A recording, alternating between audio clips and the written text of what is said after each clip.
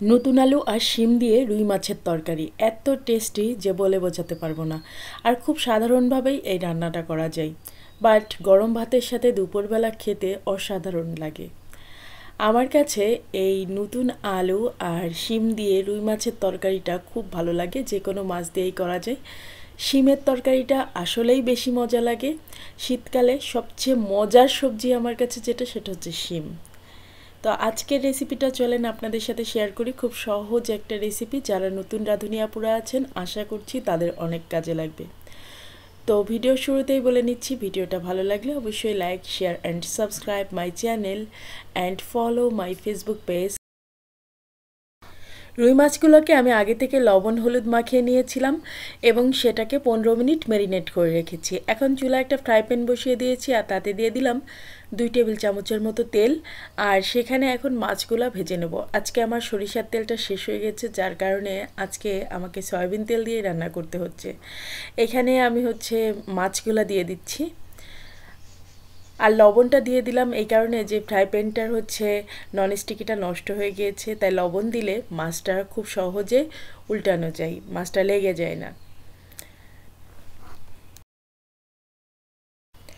মাছের এক পিঠ যখন ভাজা হয়ে যাবে তখন আর এক পিঠ উল্টে দিতে হবে। তো ওইভাবে উল্টে পাল্টে ভেজে নিতে হবে, খুব বেশি ফ্রাই করা যাবে না। মোটামুটি হালকা একটা ব্রাউন কালার আসলেই মাছগুলো উঠাই ফেলতে হবে,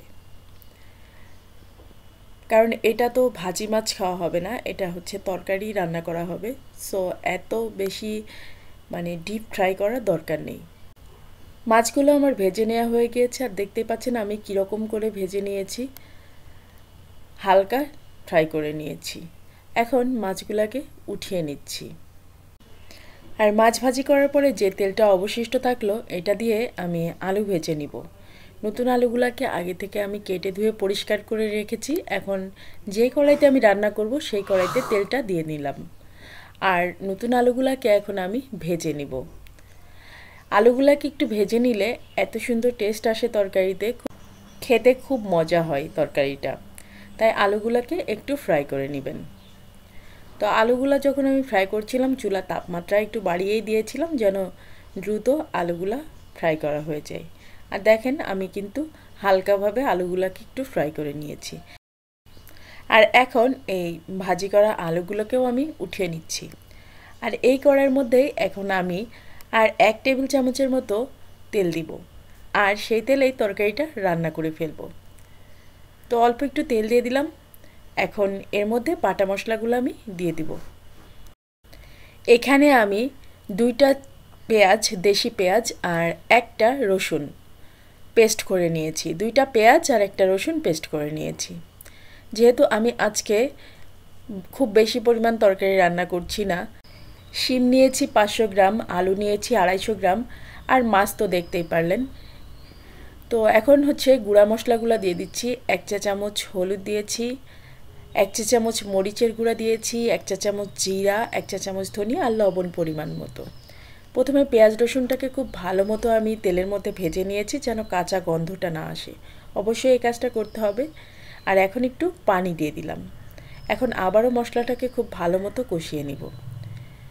আমি এখানে আমার নিজে ঘরে তৈরি করা মশলাটা ইউজ করি, আমি কখনোই বাজার থেকে কেনা মশলাগুলো ইউজ করি না। আর বাজার থেকে কেনা মশলা ইউজ করি না বলে আমার তরকারি কালারটাও কিন্তু খুব ভালো আসে। এখন ভেজে রাখা আলুগুলো দিয়ে দিলাম। আলু সহ একটু মশলাগুলোকে কষিয়ে নিতে হবে। তো তার আগে আমি শিমগুলাও দিয়ে দিলাম। এখন সব কিছু সহ একসাথে মশলাগুলোকে একটু কষিয়ে নিব, আর সাথে সবজিগুলোকেও কিছুটা সিদ্ধ করে নিব। তো একটু নেড়ে চেড়ে দিচ্ছি। চুলার তাপমাত্রা কিন্তু এখন হাইতে আছে, কারণ সবজি রান্না করার সময় চুলার তাপমাত্রা হাই হিটে দিয়ে দিবেন, এতে করে সবজির কালারটা সুন্দর থাকে। এখন আমি 2-1 মিনিট একটু নেড়ে চেড়ে কষিয়ে নিলাম। এখন একটু পানি দিয়ে দিব। এখানে আপনি যতটুকু ঝোল রাখতে চান সেই অনুসারে পানি দিবেন। আমি খুব বেশি ঝোল রাখতে চাই না, তাই আমি অল্প একটু পানি দিলাম। এখানে মেজারমেন্ট কাপের 2.5 কাপ পরিমাণ পানি দিয়েছি। ব্যাস, এখন এই শিম থেকেও কিন্তু পানি বের হবে। ঢাকনা দিয়ে ঢেকে দিলাম।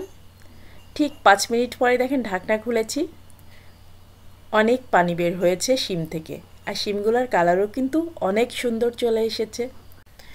এখন আর বেশিক্ষণ আমি এটাকে রান্না করব না। তো তার আগে আমি যেটা করব, এখন মাছটাকে দিয়ে দিচ্ছি, ভাজি করে রাখা মাছগুলো দিয়ে দিচ্ছি। মাছগুলো দিয়ে ঢাকনা দিয়ে ঢেকে রেখে দিব 5 মিনিটের জন্য। আর তারপরে মাছগুলা কিন্তু এপিট ওপিট করে উল্টে দিবেন। এক পিঠ হয়ে গেলে আবার আরেক পিঠ উল্টে দিবেন। 5 মিনিট পরে যখন আমি ঢাকনা খুলব তখন কিন্তু মাছগুলাকে আবার উল্টে দিব। তো এভাবেই কিন্তু খুব সহজে এই শিমের তরকারিটা রান্না করা হয়ে যায়। তো ঢাকনা খুলে দেখেন আমি মাছ কিন্তু উল্টেও দিয়েছিলাম আর আমার তরকারিটাও রান্না করা হয়ে গিয়েছে। অনেক সুন্দর একটা তরকারি রান্না করা হয়েছে। এই তরকারিটা খেতে আমার ভীষণ মজা লাগে। আর শীতকালে আমার সবচেয়ে প্রিয় সবজি হচ্ছে শিম। আর শিম দিয়ে নতুন আলু দিয়ে রুই মাছের তরকারি অসাধারণ লাগে। তো যারা নতুন রাঁধুনি আপুরা আছেন তারা অবশ্যই রেসিপিটা ট্রাই করবেন, অনেক টেস্টি একটা রেসিপি। আর শীতকাল ছাড়া তো শিম পাওয়াও যায় না, শিমের সিজনে শিম বেশি বেশি খাবেন। আমার খুব প্রিয় একটা সবজি শিম। তো যাই হোক, আজকের ভিডিওটা কেমন লাগলো আমাকে কমেন্ট করে জানাবেন। ভালো লাগলে অবশ্যই like, share and subscribe my channel and follow my Facebook page Grihasukhan. আজকের মতো আল্লাহ হাফেজ, দেখা হবে, কথা হবে পরের ভিডিওতে।